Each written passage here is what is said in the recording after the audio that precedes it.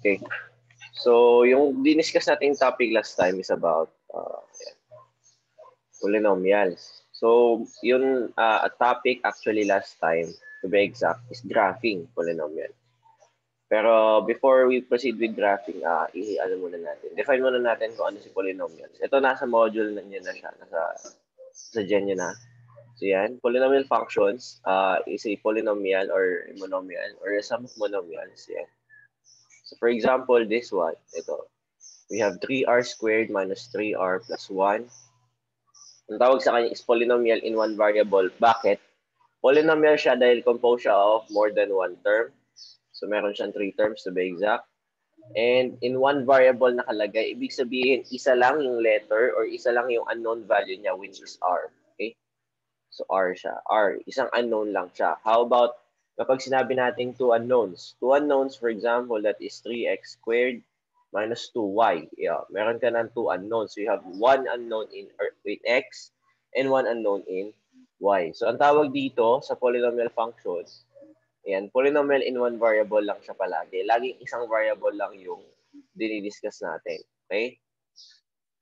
So, kung for example, nagsimula siya t. T yung ginamit niya. T squared minus 2t plus 1. So, this is considered to be a polynomial function kasi this is a polynomial in only one variable. Okay?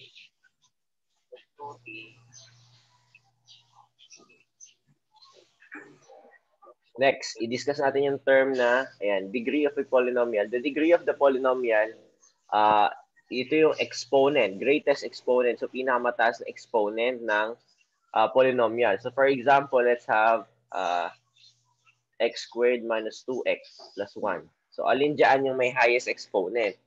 We have x squared. So, yung degree of a polynomial niya, ayan, is, yan, 2. Highest degree yan. Okay? Yung leading coefficient naman, ayan, yung leading coefficient is yung coefficient na nakadikit doon sa may pinakamataas na degree. So, for example, in this case, 1 kasi may any number kapag walang naka-indicate or nakalagay na numerical coefficient that is understood to be 1. So, for example, another example, let's try this one. Sabi niya dito, the degree of the polynomial is 2. Okay, so kasi yung highest exponent niya is 2. Yung leading coefficient naman niya, in-identify to be kung ano yung coefficient na nakadikit doon sa may highest degree, which is 3. Okay, so these are different types of polynomials. So we have the constant polynomial. Yung constant polynomial that is composed only of a constant. So ibig sabihin number lang siya, degree 0. Remember that. So kapag constant ang degree natin is 0, yung leading coefficient is what is said to be the constant. Next we have the linear function or the linear polynomial. Linear polynomial is a polynomial with the highest degree of 1. Okay? Si quadratic naman, that is highest degree 2. Si cubic, highest degree 3. Tapos ito ang kanyang general formula. Okay? So yung general formula niya, that is said to be ito. N is yung kanyang highest exponent or highest degree. Babawasan mo lang isa hanggang sa umabot ka sa n is equal to 0. And kung mapapansin nyo dito sa quadratic, tingnan nyo itong quadratic. Highlight natin si quadratic. Yan. Kung mapapansin nyo, 2 siya nagsimula, exponent niya, yung kasunod niyang term, 1 na lang. So kapag wala nakalagay na exponent, automatic 1 yon. Next, dito, makikita nyo, this is x raised to 0 na. Constant na siya. So yun lang yung ibig sabihin na degree of a polynomial and sa leading coefficient. Okay? So ito, yan, skip na natin yan. That is only evaluating. Evaluating lang ng functions to or polynomials. Alam nyo na yan, isa-substitute lang natin kung ano yung, sige, review na natin. Okay. So for example, we have this function, p of x. So ang basa dyan is p of x or function of x in terms of, function of p in terms of x rather. So yan siya. Sabi dito, p of a squared. So isa-substitute mo lang kung ano yung nakapasok sa parenthesis in every variable na sinasabi dito. So yung sinasabi dito, we have x. So sa lahat ng x, ipapalitan mo siya ng a squared. Eh, naka-highlight naman step by step. So lahat ng may x, pinalitan niya. Ginawa niyang a squared. Then you perform kung ano yung exponent or operation na naka-involve. Doon yung pinapalitan mo. So sinimplify niya a squared cube. Meron ka a raised to 6. Yung a squared squared times 4, that is 4a raised to 4. And yung 5x, pinalitan yung x ng a squared, naging 5a squared. Okay, so yun lang siya. Evaluating polynomials. Okay, now for graphing, ito. So the following are the general shapes of several polynomial functions. Okay, for O. So the following, ito yung mga illustration. These are called graphs. So ito yung general shape. So ibig sabihin, ayan yung sinusundan niyang general shape. So ibig sabihin, karamihan ng mga functions of that degree, ganun yung itsura. Pero not necessarily exact. So parang sinusundan lang niya. Ayan siya. We have first here the constant function. That is degree 0. Yan yung, for example, ang nakalagay f of x is equal to 1. Ayan, 0, 1. Yan. So for every values of x, you have 1. So kahit ano i-substitute mo dito sa function na to, lalabas 1. Kaya kung makikita niyo yung function niya, that is a horizontal line na nakatapat lang kung saan doon sa naka-equal sa kanya. So yun lang si constant function. Next, we have a linear function. This is of the highest degree 1. Yan. Mapapansin nyo that is inclined either to the left or to the right. So not necessarily palagi siyang inclined to the right, ha? So may times na nakaganyan siya. As long as ang keyword natin dito, it does not turn. It does not. So ano ibig sabihin natin by it does not turn? So ibig sabihin hindi siya lumiko. Okay? So isang diretsong line lang siya. Ayun si linear function. Okay? Si constant tsaka si linear, laging isang diretsong line lang po sila. Okay? Now next we have quadratic function. This is of the highest degree 2. Highest degree 2, ayan, sulat natin, highest degree 2. So yung kanyang turns, okay, so yung ganito yung pag-compute kung ilan yung turns ng isang function. Highest exponent, which is n minus 1. So for example, dito, highest exponent niya is 2. So 2 minus 1, you have 1 turn. So ibig sabihin, liliko ka ng isang beses. Tingnan nyo. So from the left, for example here, kung linear function siya, supposedly, dire-diretso na siya. Right? Pero dahil quadratic function siya, it turns. So yan, may liko siya na isa. So this is called a turning point. Okay, so this is a turning point. Okay, so yan siya. So quadratic function, that is of highest degree 2. Si cubic function naman, that is of highest degree 3. So ibig sabihin, yung number of turns niya is 2. Okay, so dalawa yung kanyang turns. So we have this one, and this one. So yan, meron siyang dalawang liko kasi 3 minus 1.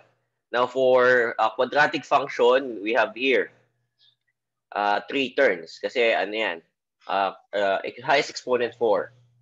So we have this one, and this one. So basta yung mga nag-curve, okay, yung mga tinatawag nating turns. So highest degree, ayan, quintic function, ito madalang siya actually na-encounter na ginagraph kasi naka-complicated. Pero ayan, discuss pa rin natin. May highest degree 5. Yan, so ang kanyang number of turns is 4. So 4 turns siya. So yan, we have 1, 2, 3, and 4. Ano napansin nyo? Kapag odd yung ating exponent or highest exponent, ano napansin? Ano tag dito? Dalawa yung direction na pinupuntahan ng graph. So we have the left and the right. So it's either rises to the left or rises to the left and falls to the right. Pag sinabi natin rises to the left, then falls to the right. So yan, kung cubic. Meron din naman tayong falls to the left, then rises to the right. So, laging two sides. So, left or right. Pag add yung ating exponent. Kapag even naman siya, even exponent, ang mapapansin ninyo, both sides are going in the same direction. So, for example, dito sa quadratic, going up yung isa, going up din yung isa. Yung quartic naman, yung raised to 4, kung going down siya, automatic going down din yun. So, yun tatandaan nyo. Kapag add, alternate yung kanilang endpoint. So, magkabilaan. Si even naman, isang side lang yung pinupunta. Isang direction lang yung pinupuntahan. Okay? So, next. Ayan. Ayun yung sinabi ko, end behavior natin. Ayan. Ito yung kadidiscuss ko pala. Yung end behavior natin, ayan. Kapag ang end behavior natin or ang degree natin is even, ayan, ang end behavior niya, actually, apat pala yan. Pinaghiwalay niya yung positive and negative na coefficient. So, kung yung leading coefficient natin is said to be positive, the end behavior will be as the function of x approaches to the positive infinity. Ito. And as x approaches, also positive infinity.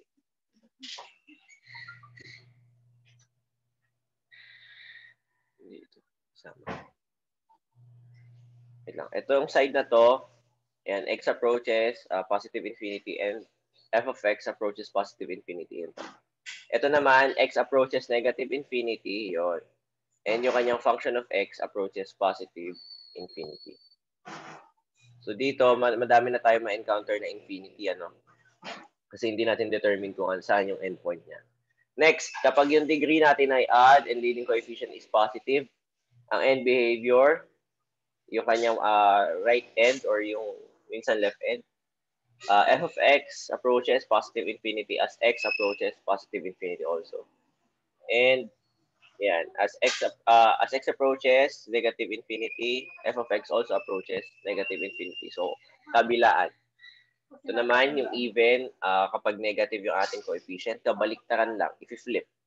So, ayan yung tinatawag nating shifting, ay, flip, reflection. So, nag-reflect siya along the x-axis.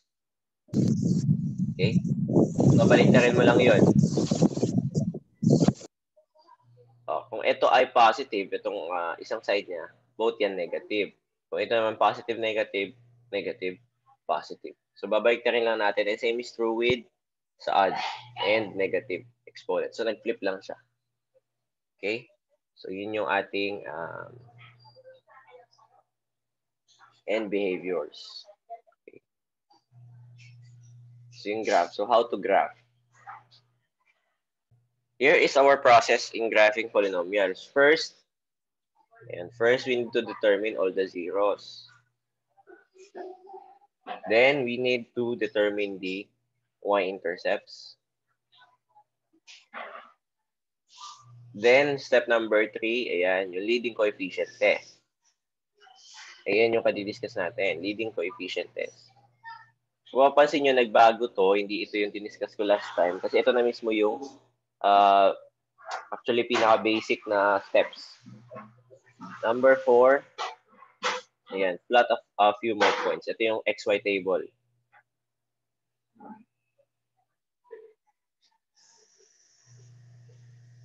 Okay, so example, nasampulan natin sa. So let's have, sinisimplihan naman natin. X squared minus 4x plus 4. Okay, so anong una natin gagawin dyan? We need to determine the zeros. So, paano yun? Sa zeros natin, ito lang tatandaan nyo, f of x, equal mo yan sa 0. So, papalitan mo siya ng 0. Magiging 0 is equal to x squared minus 4x plus 4. Now, what you're going to do is you will factor. Simplify mo yung equation mo. So, ito ay, ang factor niya, 0 is equal to x minus 2. Factoring polynomial, ay factoring ano to polynomials. Then x minus 2. So meron ka, equate mo tong una sa 0, then equate mo yung pangalawa sa 0, you will have x minus 2 is equal to 0 and another x minus 2 is equal to 0. Now this will yield x is equal to 2. Lilipat mo yung negative 2 sa kabila, same is true with this. So lalabas dyan x equals 2. So ang tawag natin dito is, pag dalawang beses, kung ilang beses siyang lumabas or kung ilang beses siyang nag-appear, ang tawag doon is multiplicity. Okay? So dito, ang zeros niya or roots na tinatawag, x is equal to 2, multiplicity, kung ilang beses siyang lumabas. Multiplicity 2. So, ibig sabihin, twice lalabas yung x equals 2. Ngayon, ganito yung kung saan natin ginagamit si multiplicity. Ginagamit natin si multiplicity to determine if the graph crosses or touches. Okay? Now, ito. Si crosses, kinocross niya. So, for example, let's illustrate Cartesian plane. Drawing tayong Cartesian plane. Okay, yan. So, for example, we have that. Kapag crosses, this applies for odd multiplicity. Add yung kanyang multiplicity. Multiplicity.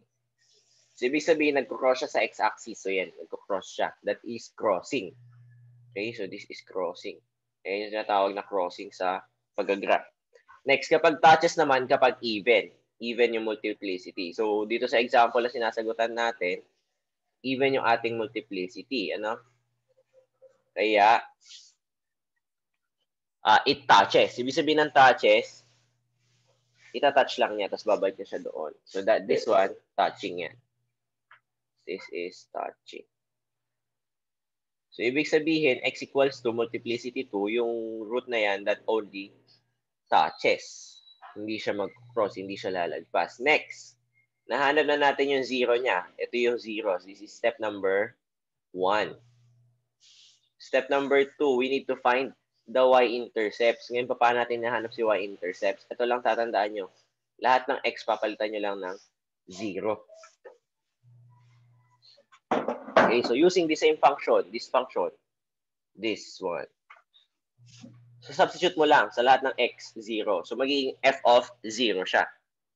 Okay, so gawin natin kulay brown yung sulat natin dyan. F of 0 is equal to 0 squared minus 4 times 0 plus 4. Though simplify mo, this will become 0, 0. May matitira kang 4. So this is called your y-intercept.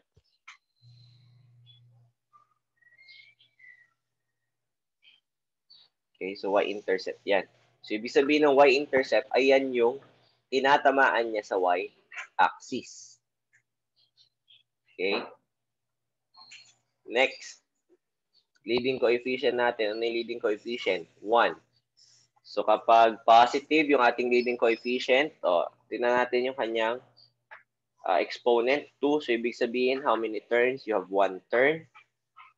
Tapos yung kanyang nature ng endpoints or yung end behavior ay positive yung kanyang leading coefficient, rather. Positive yung kanyang leading coefficient, even yung kanyang exponent, therefore, rises to the right and rises to the left. So, graph natin siya.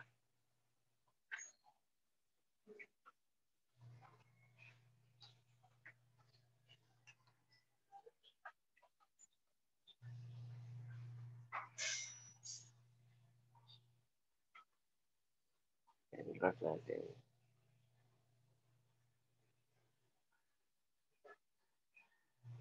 Okay, so una natin i-graph yung ating 0 or yung roots. This x equals to is 2, 0 yan.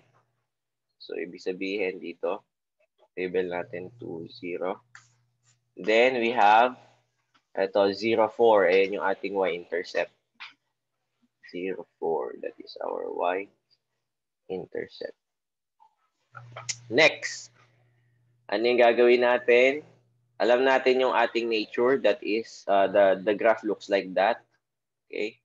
So, ang gagawin natin is we need to plot a few more points. Ngayon, uh, uh, ano yung tip dyan para mas madali? Plot ka ng, mula dito sa, ito kasi this will be its center, no? Uh, kapag quadratic yung function, that is the center. So, plot ka ng points pa ganyan to the right and plot ka ng konti to the left. So, gagawa ka ngayon ng XY table. So, for every values of X, if substitute mo dun siya sa value na, sa function natin to obtain the value of Y. So, now first, ito, 2 to 1, then 3. So, mag-substitute tayo ng 1 tsaka 3. So, for X is 1, and X is 3, tapos sabihin natin, dagdag na natin yung 4. Sige. Substitute lang natin yung 1 dito sa function. So, 1 squared minus 4 times 1. So, 1 squared minus 4 times 1 plus 4. So, lalabas dyan is 1. So, 1, 1. Next, for 3, we have 3 squared minus 4 times 3 plus 4. That is 9 minus 12 plus 4. That is negative 3 plus 4. So, 1. So, 1 din siya. So, 1. Yan. Then, for 4, substitute tayo. 4 squared minus 4 times 4 plus 4. We will have 16 minus 16 plus 4. So, this will cancel. Meron kang 4, 4. So, this is 4, 1, 2, 3, 4. So, now, alam mo na yung, ito, the more points kasi, the more points na ma-plot mo, the more na mas close to the exact graph yung mag-graph mo. So, ganito lang siya. From the midpoint, ko-connect mo lang yung mga points. Dadaanan mo lang siya. So, yan siya. That is how you graph a polynomial function. Okay?